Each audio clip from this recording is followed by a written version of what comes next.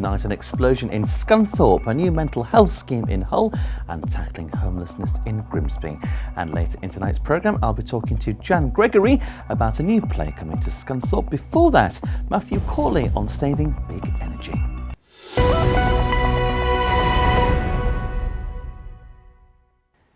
Hello, good evening. Welcome to Wednesday's programme with me, Luke Adams.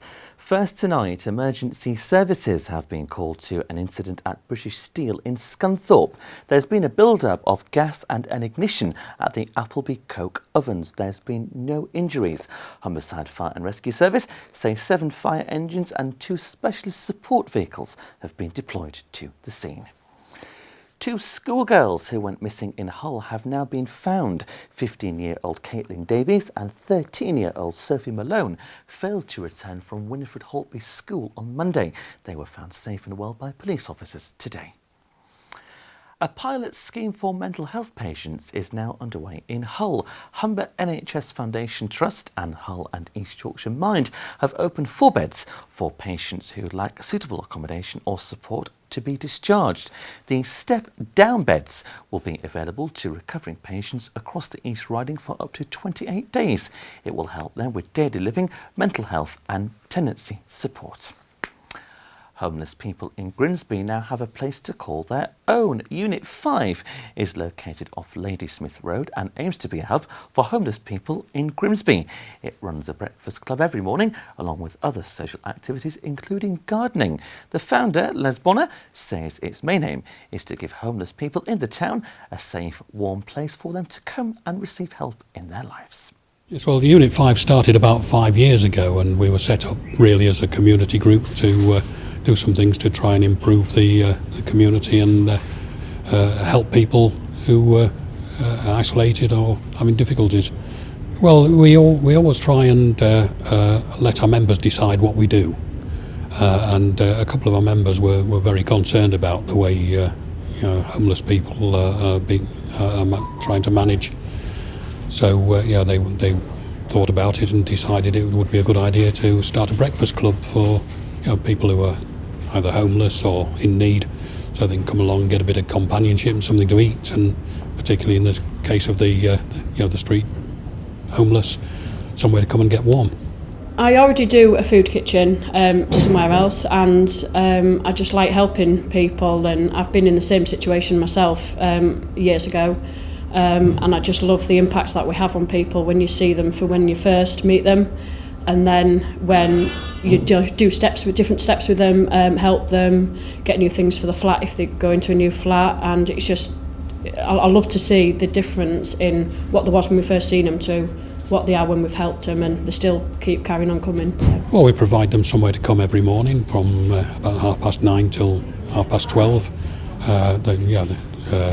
If they've been sleeping out all night, they can come and have a hot drink and get warm, have something to eat, and it helps to they get a bit of companionship, and we occasionally we can help with other issues.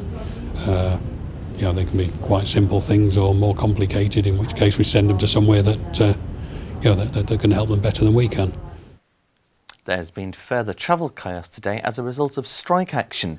It's due to an ongoing dispute over driver-only trains. The RMT union says their plans are unsafe. Northern Rail has run a reduced service today, operating 60% of its normal weekday timetable. Another strike is expected on Friday. 4 people have been arrested as part of a police operation in Brigg yesterday. Warrants were served at 7 properties on the Riverview Traveller site following information from the public. 2 men have been arrested on suspicion of drug offences and another man arrested on suspicion of modern-day slavery. A 49-year-old woman has been arrested on suspicion of money laundering. A Grimsby woman has been ordered to pay over £400 for misusing a blue badge. 28-year-old Tony Lee Woodhead pleaded guilty to the offence. It comes after North East Lincolnshire Council found Woodhead parking illegitimately in Cleethorpes. The badge holder was at home. Woodhead claimed she used the badge as she was running late for work. Workshops on how to improve bikes are coming soon from the Grimsby Cycle Hub. They're open to all and aim to educate cyclists on how to maintain their bikes. They'll be taking place in Grimsby, Immingham and Laceby and run until the end of March. Janine Walker, Managing Director of the Hub, says knowing more about bike maintenance can help keep costs down. We're going to teach people absolute basics. So we're going to teach them how to clean and lubricate the bikes properly. A big part of bike maintenance is making sure your components stay clean and lubricated. It solves a lot of problems. But also we teach people how to change rear inner tube. And it's specifically the rear because that's where all the scary gears are and everything. So we teach people how to set the chain up before you take the wheel out, how to take the wheel out, how to put it back in, as well as the all-important how to actually replace that inner tube and repair a puncture. Knowing the basics just really helps, you know, keep the costs down, if nothing else, but also it gives your bike a longer life. So we teach people what they call the M-check, which is looking for potential problems before you start a ride. So if things are rattling that shouldn't be rattling, we teach them what to look out for. We teach them what to do if they can do anything, or, you know, when to take it to a bike shop. And the first workshop takes place at the warehouse on Freeman Street in Grimsby on the 27th of January. Now, Big Energy Saving Week is just around the corner. It's a national campaign to help people cut their fuel bills. I'm joined now by Matthew Cawley from Citizens Advice Hull and East Riding to tell me how people can benefit from the scheme. Good evening, Matt. Welcome to the programme. Thank you very much indeed for coming in. Thanks, Luke. First of all, what is Big Energy Saving Week? Big Energy Saving Week is a national campaign, a partnership between Citizens Advice, the Energy Saving Trust and the Department of Business, Energy and Industrial Strategy. And the idea is to raise public awareness of how people can save money by switching supplier, changing tariff to get better deals, access discounts and make their homes more energy efficient moving forward. Okay. This will be the 7th year that this particular scheme has been running. Yeah. When exactly is it running? This year, Big Energy Saving Week is the 22nd of January through to the 28th of January, the full week there. It's a national campaign, so there's bits and bobs going on up and down the country, including Hull and East Riding, the Citizens Advice that I'm from. Okay, so where is it going to be taking place? Where can people come and find out information about these incentives? Sure, so as I said, there's bits and bobs up and down the country. Our office in particular, we're doing bits across Hull and East Riding, as that's our Citizens Advice. We've got about 14 or 15 events, some in Hull, in different venues across the city, some across the East Riding in areas like Goole, Withensea. There's lots of information on our website which we can pass the details on. Information will be in local newspapers, keep an eye on our social media feeds, that kind of thing. Shopping centres, that kind of thing. We'll be out and about doing our bit. So spreading the word, lots of points of access for That's the people idea. to get these deals. That's the idea. Matt, fuel bills and household bills are on the rise. Sure. Can money really be saved from this scheme? Absolutely, yeah. I mean, obviously we're seeing people that are struggling with the bills, whether that's because of price increases, whether that's because of problems with billing, whether that's because of issues with housing. We see a lot of different problems. And as you say, fuel bills, they don't necessarily tend to go downwards. What we try and get the message across is that if people can be proactive with the bills, look at switching, look at checking the bills, making sure the bills are accurate. That's one thing they can control. Also looking at their usage. Let's make sure that people are not wasting electric or gas. We see people sometimes that leave heating systems on for too long, and that's a really simple way of reducing your usage and ultimately your monthly bills. So trying to economise as best as you can. As best as you can without going obviously too far the other way, where you kind of sat in the dark or the cold and it's affecting your health. We want people to be comfortable in their homes, but not at the expense of high bills at the end of the month. And just having that awareness of being efficient and cost effective as well. Cost effective, yeah.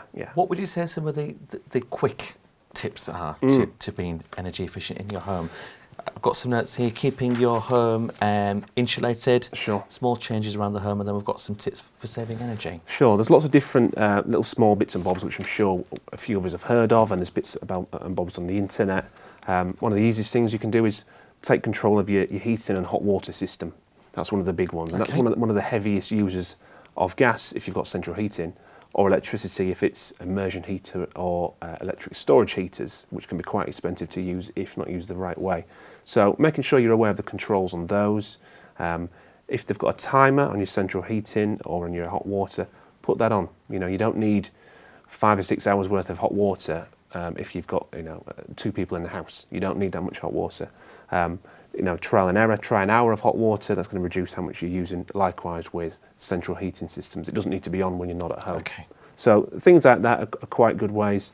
There's lots of other little bits and bobs, draft excluders, closing your curtains at night time, insulating your loft, your roof, putting jackets around hot water cylinders. All these little bits and bobs can make a difference. A big difference. A big difference. Matt, very quickly, are people struggling in the Hull and East Riding area with bill payments? I would say they are. I'd say it's a pattern across the country for a number of different reasons. Obviously, we see a lot of different people at Citizens Advice, people with debts, people with low incomes. We see a lot of issues with private tenancies where the houses are maybe not up to scratch. So for a lot of different reasons, we do see people struggling. We're trying to do our bit to tackle that if we can. Okay, fantastic. And you're doing a great job. Thank you. Citizens Advice, Hull and East Riding, it's based at the Wilson Centre on Alfred Gelder Street in Hull, of course. And the telephone number, if people want to find out more information, 01482 224 511. Matt, it's been a pleasure. All the best with the campaign. Thank you very much indeed. Thank you. Join me after the break when Jack brings us a roundup of all the latest sports news, and I'll be talking to Jan Gregory about a new play in Scunthorpe.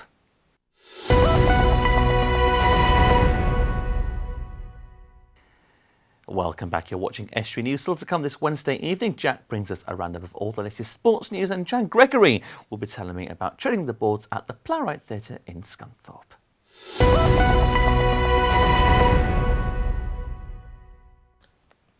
One of Hull 2017's most popular festivals is returning.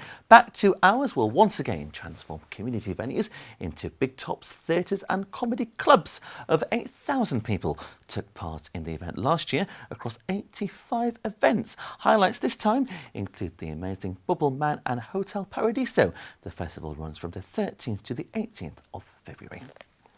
Over 100 homes across Lincolnshire are to get better heating. Residents who use storage and room heaters and solid fuel fires could upgrade to A-rated gas central heating for free. Those on a low income or living in a specific postcode area can apply. The scheme's been run by the South Humber Energy Efficiency Partnership following a £380,000 investment from Northern Grid. Members of Hull's LGBT plus community will be able to sing their hearts out. West Yorkshire's Gay Abandon and Manchester's Sunday Boys will host a day of song with members of Hull Rainbow Choir. The event aims to promote singing to the LGBT plus community in the city with a view to expand the Rainbow Choir in Hull. It takes place on the 20th of January from 11 AM at the Albemarle Music Centre on Ferrens Way. Time for some big questions from little people now. This week it's the turn of Canon Peter Hall Church of England Primary School in Immingham. My New Year's resolutions will to be don't try and reach for more things that I want to do. Focus on the things that I'm doing now and not push to do more things that I want to do. Do the things that I'm doing now. To stop eating lots of chocolate. In maths, we've been doing something about timetables. So say if you did it in 1 second, you'll get a rock hero, and my aim is to be a rock hero. My New Year's resolution is to be more positive about my work. Don't annoy my brother too much. To be more active and eat more healthy. Whenever I have an answer, I never put my hand up, so I'm going to try and start answering the questions more. I think it's just going to be more happy around other people and that. And then get other people to be happy as well.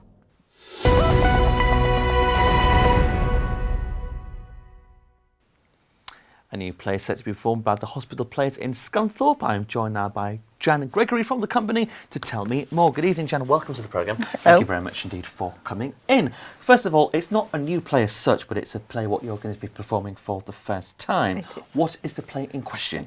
The play in question is I'll Get My Man by Philip King. It's a 1960s play. It's classed as a farce in 1960, but we'd call it a gentle comedy nowadays, compared with the things that are farce now. And I believe you just said that it dates back to 1969. 1960s. So why was this particular play chosen to start off your new 2018 season, Jan? Well, the spirits gave it to me. Okay. Literally. I was cleaning out the kitchen, as you do every year, in the hospital players' rehearsal room, and it literally fell into my hands. Literally fell. I put it down, but it kept shouting at me, "You've got to read me, read me." So I read it. I didn't do any more cleaning up, and there it is. Now we're performing. It just made me giggle. So you was compelled by I was compelled by what I read as, you know, just a different play from the ones that we've performed recently. Okay. So something fresh and new. What is the play actually about? It's about a vicar in a little village, supposedly in Sussex, but we'll pretend it's in Scunthorpe for our accents. And he's got a very domineering sister. He decides that he wants to get away from this domineering sister, so he decides he wants to get married. So he advertises. Okay. For a wife. Oh, for a wife. Okay. Yes. He advertises for a wife, and chaos ensues. Yes, it does. Lots of chaos. Lots and lots of chaos. What's the cast numbers for this play? There's 9 in the cast in total. We've got 4 main characters that are on throughout the play, and then several others that are in and out until it all builds up to complete and utter chaos at the end. So let's not give too much away to the pivotal, crucial ending. No, I can't tell you any. I'm sure you're now in the depths of rehearsals, Jan, because the performance, it starts on the 16th of January, doesn't it? So next week, next Tuesday. Next Tuesday we start, so we're at the moment doing our last run-throughs. Okay. Rehearsals have been going really, really well, though we have been beset by illnesses, you know, at this time of year. But the cast truck on, you know, as you say, the show has to go on, so we just keep on going. Even though we have several physical illnesses through the play itself, throwing each other about. Okay. But we will get there, so it's and quite it will be on. By the sounds of it. Some of it is, yeah. Lots of energy required. Lots of energy, lots of lines, lots of moving, and lots of surprises. Something in store for everyone. Oh, yes. 16th to the 20th of January at the Plowright Theatre. Yes. How can people get tickets if they'd like to come and see the show, Jan? Well, at this moment in time, because it's so close to production, you can only get tickets from the Plowright Theatre now. Okay. You can go to their website, which is scunthorpetheatres.co, or you can go to the theatre itself, or you can just turn up on the night. We do have good audiences at the moment, over from 120 to 200 odd, but there are always a few seats left. Excellent. So you can just turn up on the night. Tickets are £10 each at this moment, so please come along and join us. And ticket sales going well from what we know so far? Ticket sales have gone very well. We like to get 100 in each night, and we're well over that for 4 performances, and well over it every night actually. Excellent. So all the best with the performance, Jan. Now, doing my research earlier before we came to air, I was fascinated to find out that the Hospital Players is one of the longest standing Amdram theatre companies in the Scunthorpe area. What's the history of the company? Well, the Hospital Players was started by the fire watchers, who were based on top of the hospital in the 1940s. Obviously, there were not very many fires around Scunthorpe at the time, so they got a little bit bored. So they started to read plays. And then they had the brilliant idea of roping in a few nurses to join them so they could do a production to raise some money for the hospital, because obviously it was before NHS times. Yeah, of course. So they started to perform in June 1943, and the group has been performing ever since then. And you do about 3 performances a year, don't you? We do now, yes. Well, I've been with the group now for 40 years, and we've been performing 3 plays every year. We usually perform in September, January and April. Okay. So we have quick turnarounds, but it fits our group, our members. Excellent. And a fantastic achievement on 40 years. You've been there, Jan. I know. I never thought I would achievement. Be. Very quickly, 10 seconds left. Give me the dates again for the play. Right, the play starts on Tuesday the 16th of January and it runs through until Saturday the 20th of January at the Plowright Theatre. Starts at 7:30 and tickets are £10. Wonderful, Jan. All the very best. Break a leg. Thank you very much for being my guest this afternoon. Now here's Jack with all the sport.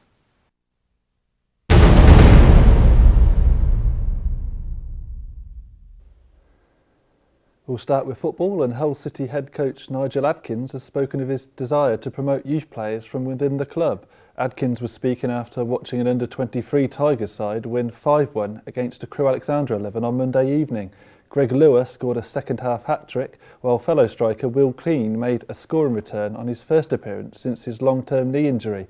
Speaking to the club's website, Adkins said, "I think everybody knows from what I've done in the past that I've had a big interest in the development of youth players and making sure there's a pathway for them. Several of the lads that played on Monday night have been training with us, but to actually go and see them in a game was beneficial. I've highlighted the injury list that we've had since I first arrived, with 17 players injured when we joined, but overall it was beneficial for me to see these players in matchday action." On to January transfer news now, and Grimsby Town has announced a surprise departure today. Midfielder Jamie Osborne has joined Solihull Moors for an undisclosed fee. He becomes the second Mariners midfielder this week to drop down a level to the National League, following Tom Ballerinwood's move to Sutton United.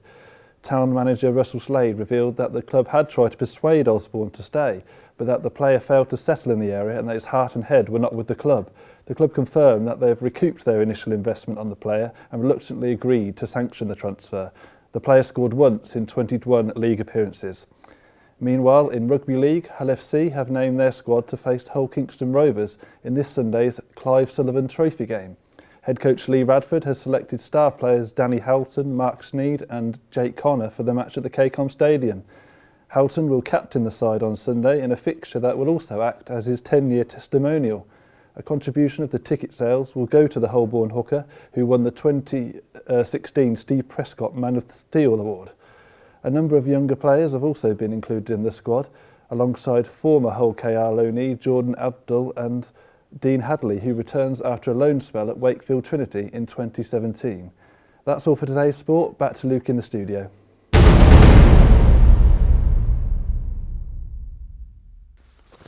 Thanks very much, Jack. And that's it for tonight, I'm afraid. Thanks to my guest today for joining me on the sofa. As always, if you have a news story, then please visit our Facebook or Twitter pages or email news@estuary.tv. You can also phone our Grimsby number, which is on 01472 31553, or put pen to paper and write to us at the usual address. As always, we look forward to hearing from you with any interesting news stories you may have for us to report on.